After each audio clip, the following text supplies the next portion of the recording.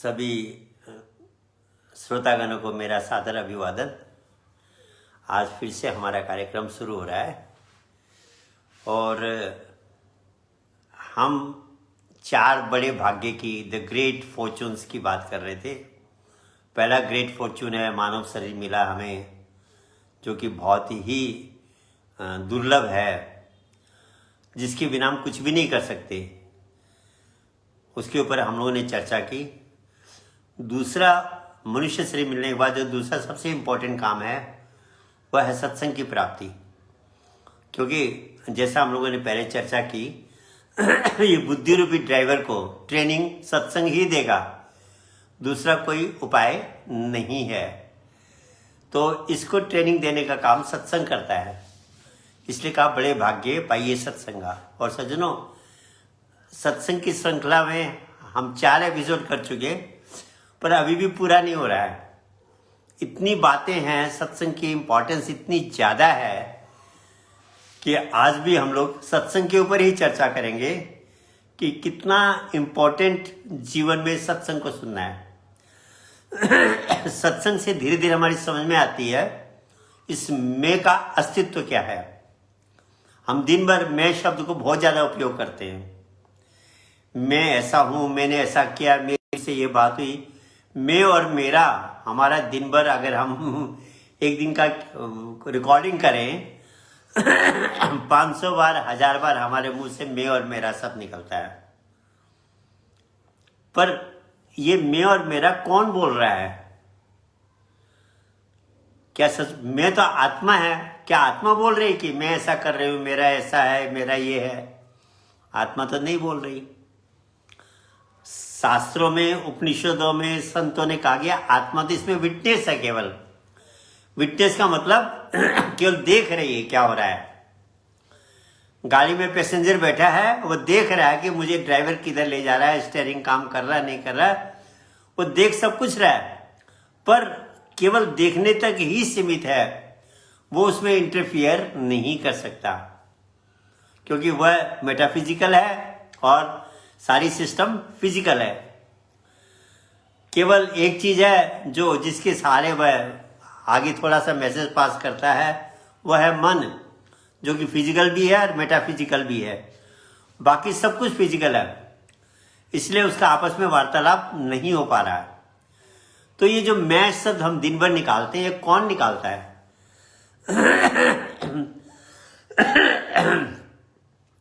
मुझे एक फिलोसोफर की बात आई, फ्रॉड, जो बहुत बड़ा फिलोसोफर हुआ। उसने 3 तरह के मन की चर्चा की है। फिलोसोफर्स ने 3 तरह के मन की चर्चा की है: कॉन्शियस माइंड, सब conscious mind and unconscious mind. उनकी व्याख्या अलग है, थोड़ा हम लोगों की व्याख्या अलग होगी। एक्चुअली कॉन्शियस माइंड किसको कहा गया? मन जब मस्तिष्क के बाएं भाग में रहता है, लेफ्ट ब्रेन से कनेक्टेड रहता है, उसको कॉन्शियस माइंड कहा गया, चेतन मन। दिन भर हमारा मन ज्यादातर इस बाएं ब्रेन से कनेक्टेड रहता है। हम अपने आप को चेतन मानते हैं, हम बड़ी बड़ी बातें करते हैं। ये मन जब दाहिने मस्तिष्क से कनेक्ट होता है, जो कि बहुत रेयर है पर बहुत अच्छा भी है, तब इसको कहा गया सबकॉन्शियस माइंड और चेतन मन। और तीसरी जो स्थिति है, ये मन अपने आप में क्या है तो कहते जड़ है, जिसको अनकॉन्शियस माइंड कहा गया। क्योंकि मन के अंदर कोई बुद्धि नहीं है, अपने आप में ये मन कुछ भी नहीं है। जब तक ये मस्तिष्क से कनेक्ट नहीं होगा ये कुछ नहीं कर सकता, चाहे बाएं मस्तिष्क से कनेक्ट हो चाहे दाहिने मस्तिष्क से। सॉफ्टवेयर अपने आप में बेकार है जब तक वह हार्डवेयर से कनेक्ट नहीं होगा। मन तो सॉफ्टवेयर की तरह है, इसके अंदर जो पहले जन्मों के संस्कार है, जो भी प्रोग्रामिंग है, वो प्रोग्रामिंग मस्तिष्क को, ब्रेन को इफेक्ट करती है, पर डायरेक्टली कुछ नहीं कर सकता, थ्रू करेगा, ब्रेन के करेगा। स्टीयरिंग अपने आप में कुछ नहीं कर सकता जब तक ड्राइवर उसको बाएं और दाहिने नहीं चलाएगा। तो मन और मस्तिष्क का जब कनेक्शन होता है, विशेषकर बाएं मस्तिष्क से मन जब कनेक्टेड रहता है, तो मैं और मेरा हम उपयोग करते हैं। तो मैं और मेरा कौन बोल रहा है? आत्मा नहीं बोल रही, ये मन और मस्तिष्क का कनेक्शन बोल रहा है। और हम समझते मैं कर रहा हूं, मैंने उसको ऐसा समझाया, मेरी उससे ऐसी बहस हुई। हम सोचते ये आत्मा, अपने को मैं समझ रहे हैं हम, पर ये मैं नहीं कर रहा, ये तो ब्रेन और माइंड का जो कम्युनिकेशन है वही सब काम कर रहा है। और हम अहंकार को पाल लेते हैं। सत्संग जब हम सुनते हैं तो धीरे धीरे समझ में आता है कि सिस्टम काम कर रही है, मैं इससे अलग हूं, मेरा इससे कोई कनेक्शन नहीं है। हाँ, ये है कि ये ड्राइवर सही रास्ते मुझे ले जाए, मेरे गंतव्य स्थान तक पहुंचा दे, ये जिम्मेवारी ड्राइवर की है, ह्यूमन ब्रेन की है। और ये कई बार हम इस बात को चर्चा कर चुके हैं कि मनुष्य जीवन की विशेषता एक ही है कि हमको भगवान ने ये मनुष्य शरीर में एक स्पेशल ब्रेन दिया है, जिसकी सहायता से ये आत्मा अपने गंतव्य स्थान तक पहुंच सकती है। और ऐसा ड्राइवर किसी भी योनि में नहीं मिलता है। मनुष्य शरीर में भगवान ने हमको स्पेशल ड्राइवर दिया है, पर ड्राइवर हम नहीं हैं, हम अलग हैं, ड्राइवर अलग है। और ये बात जब तक हमारी ठीक समझ में नहीं आएगी, तब तक ये अहंकार हमारे अंदर पलता रहेगा। और जब तक अहंकार है जब तक अहंकार है, हमारा अध्यात्म सही रास्ते नहीं जा रहा। कहा भी जब मैं था तब तू नहीं, जब तू था मैं नहीं, प्रेम गली अति सांकरी या में दो ना समाये। तो सज्जनों, सत्संग जब हम सुनेंगे, और सत्संग जो सुनना पड़ता है वो सीरियसली सुनना पड़ता है। आजकल हम लोग को क्या आदत पड़ी है, सत्संग भी सुन रहे हैं, बातें भी कर रहे हैं, सत्संग भी सुन रहे हैं, स्वेटर बुन रहे हैं, सत्संग भी सुन रहे हैं, बाएं क्या हो रहा है दाहिने क्या हो रहा है देख रहे हैं। वो सत्संग सज्जनों अंदर नहीं जाएगा।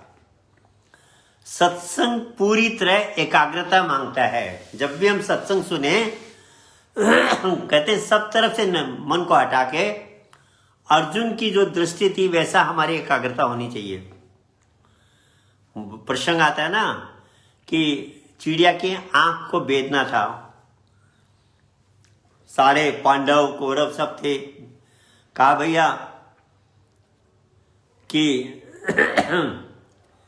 हाँ, ये कहा गया कि भाई इसकी आंख पे निशाना लगाओ।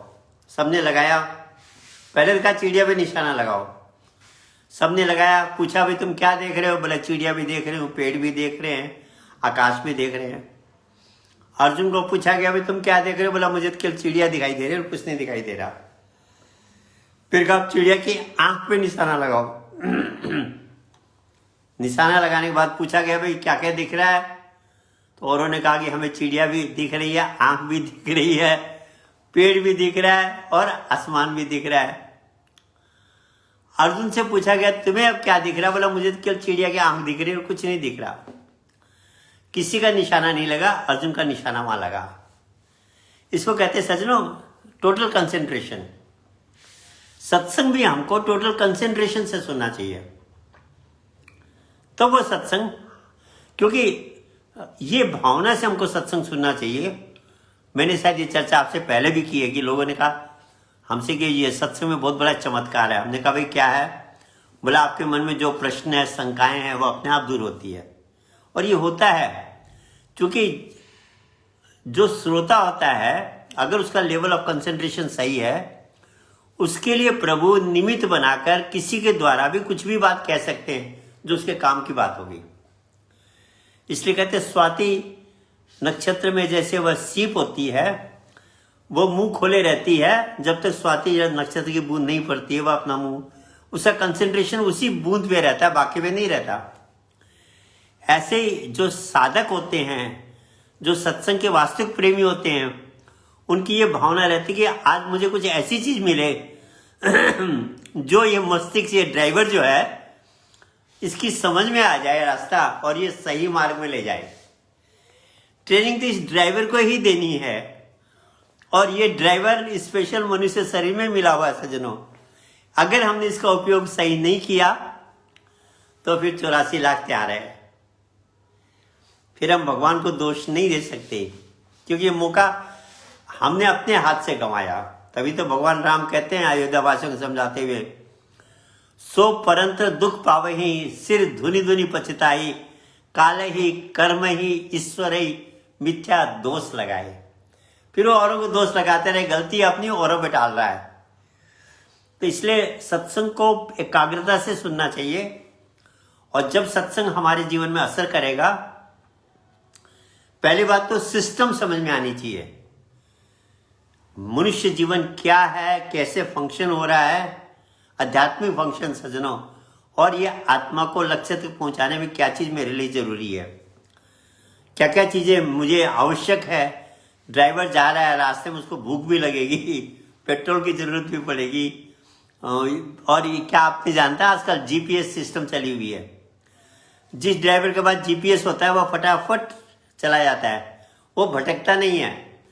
जिसके पास जीपीएस नहीं है वो भटक सकता है। हमारे अंदर भी एक जीपीएस सिस्टम है सज्जनों, वह हमारा दाहिना मस्तिष्क है। जब दाहिना मस्तिष्क से मन कनेक्ट होता है तो हमारी जीपीएस सिस्टम ब्रेन की चालू हो जाती है। वो फिर भटकने नहीं देगी, वो टाइम टाइम में गाइड करती रहेगी। अगर हमारा रास्ता कोई गड़बड़ भी हो रहा है तो वो अंदर से कहेगी तू ऐसे नहीं ऐसे कर। इसको हम अंग्रेजी में इंट्यूशन कहते हैं।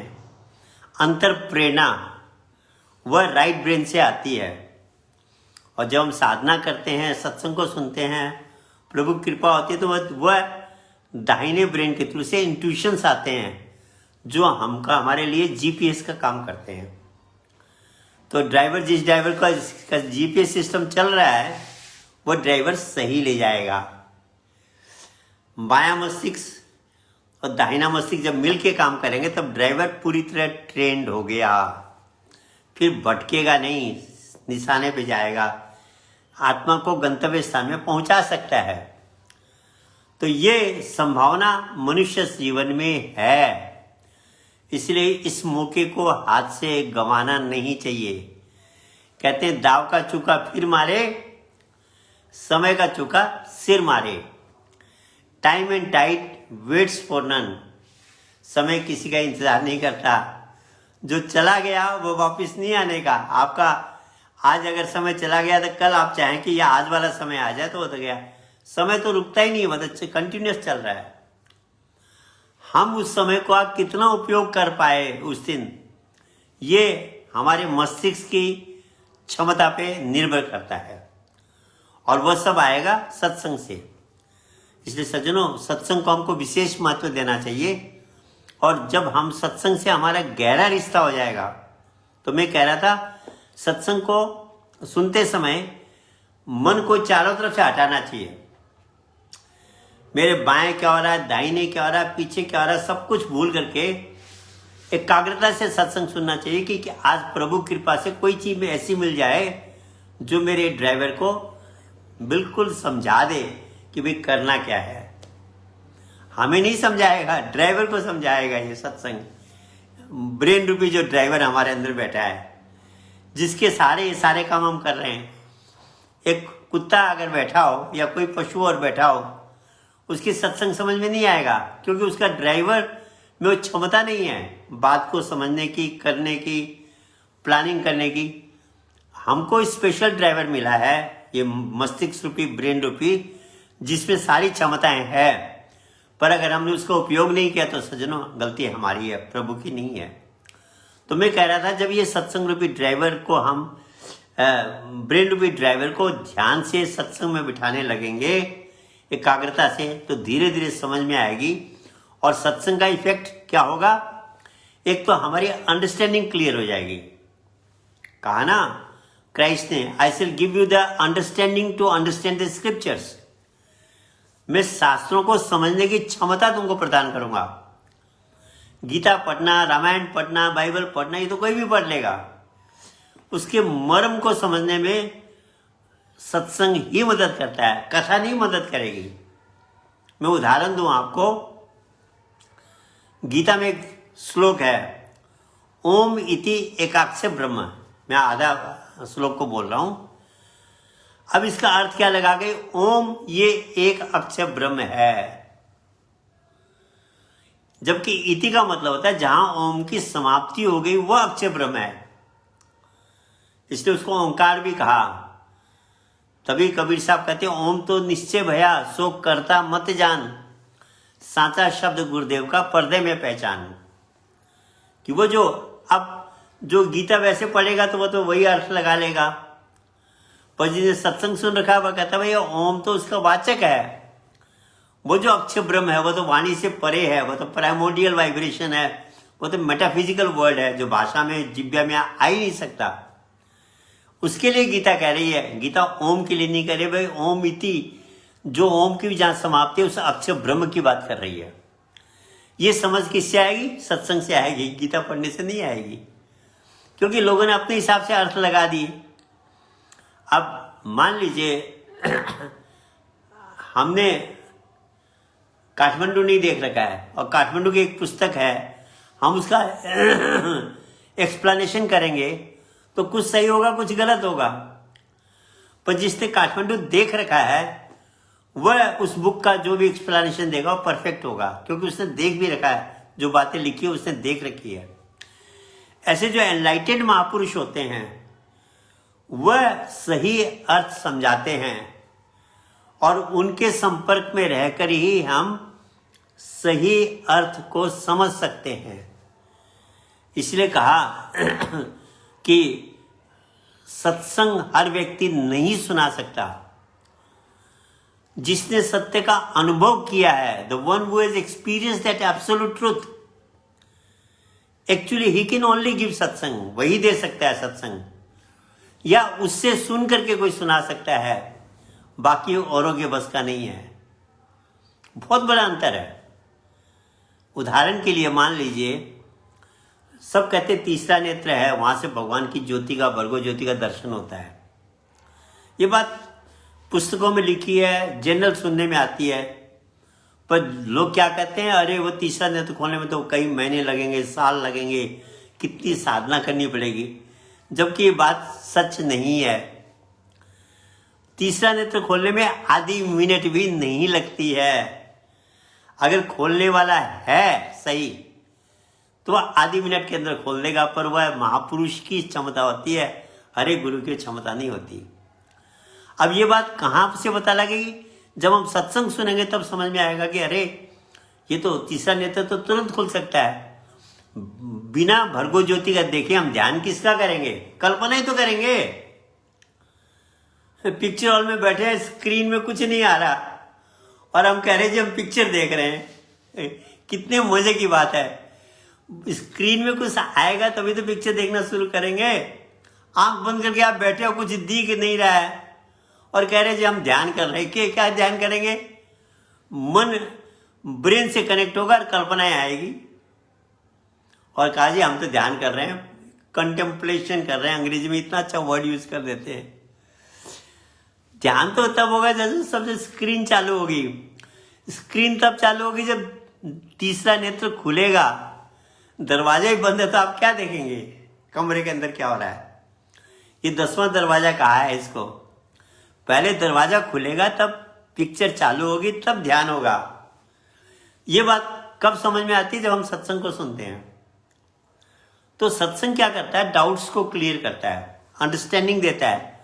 और क्या करता है?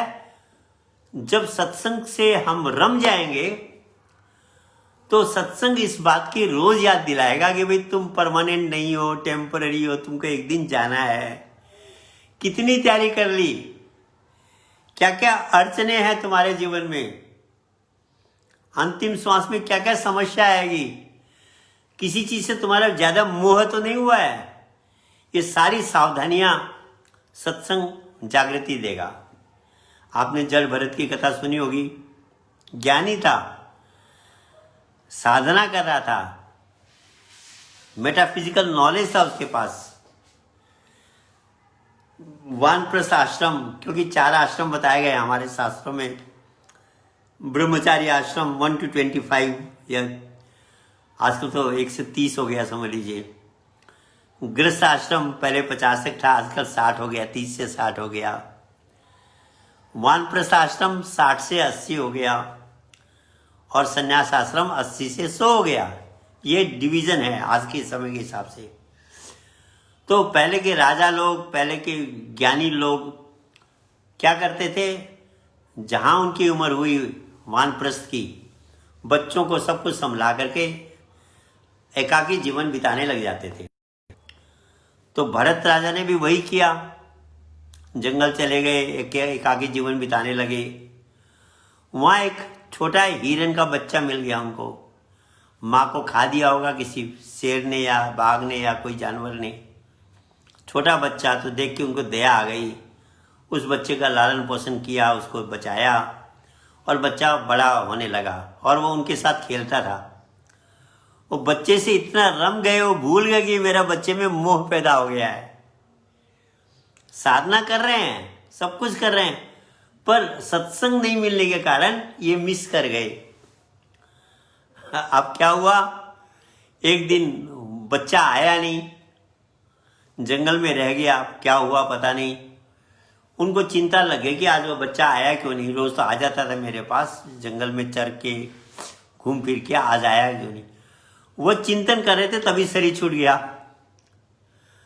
कहा है शास्त्रों में कि तो बायोलॉजिकल क्लॉक है ये, तो जो पीनल ग्लैंड से रेगुलेट होती है। तो कहा अंत काले यम यम आपी स्वर्ण भावम त्यजंते क्लेवरम तम तमेवती कौनते सदा तद भावित है।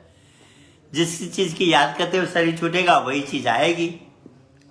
अब हिरन बन गए अगले जन्म में ज्ञानी, पर ज्ञानी होने का ये फायदा था, उनको याद था कि मैंने मिस कर दिया, मेरा हिरन के बच्चे में मोह हो गया, जिसके कारण मैं ये बना। तो निराहार रह गए, खाया पिया नहीं, कुछ दिन में शरीर त्याग करके फिर मनुष्य जीवन मिला। अब इतने सावधान हो गए कि बोलना बंद कर दिया किसी से, कहीं मेरा फिर से मोह ना हो जाए। तो उनका नाम ही जड़ भरत पड़ गया। तो सज्जनों, कहने का मतलब इतना रिस्की मामला है ये मोह। कहते मोह सकल व्याधिन कर मूला। बच्चों में मोह हो जाए, परिवार में मोह हो जाए, किसी और से मोह हो जाए, किसी भी चीज में, कोई भी चीज में अगर हमारी गहरी आसक्ति हो गई, ओवर अटैचमेंट हो गई, वह मोह है, वह नुकसान करेगा। इसलिए कहा वैराग्य का मतलब किसी भी चीज में एक्स्ट्रा राग ना होना, एक्स्ट्रा अटैचमेंट न होना वैराग्य है। और ये वैराग्य किससे आता है? परमानेंट वैराग्य केवल सत्संग से आता है और किसी चीज से नहीं आता। तो जब हम सत्संग को रेगुलर सुनेंगे, सत्संग को में एकाग्रता से सुनेंगे, तो धीरे धीरे हमें इस बात की याद आएगी डेली कि मुझे एक दिन जाना है, परमानेंट नहीं है। मैंने कितनी अपनी तैयारी की है, अपनी तैयारी की समीक्षा ये ड्राइवर अपने आप करेगा।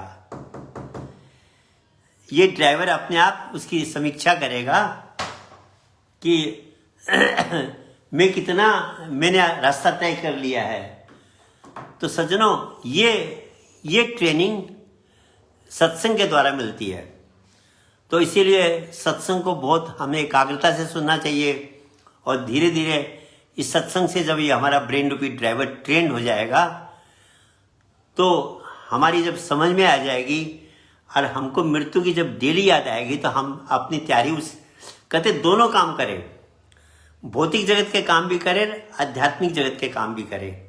बैलेंस्ड लाइफ कहा उसको, बुद्ध ने मिडिल पाथ कहा कि हम भौतिक जगत में जो हमारी ड्यूटीज है, रिस्पॉन्सिबिलिटीज है, जिम्मेवारियां हैं, उसको भी पूरा करें, और आध्यात्मिक जगत में जो हमने जाना है, इस आत्मा ने अपने गंतव्य स्थान में जाना है, उस रास्ते को भी डेली तय करते जाएं कि धीरे धीरे हमने आगे बढ़ाना है और अपने गंतव्य स्थान में पहुंचा है।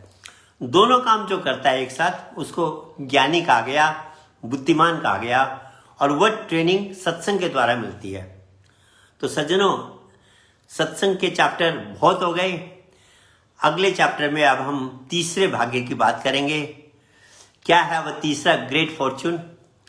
तो अंत में मैं यही बात कहना चाहूँगा कि सत्संग से आप कभी नाता न छोड़ें।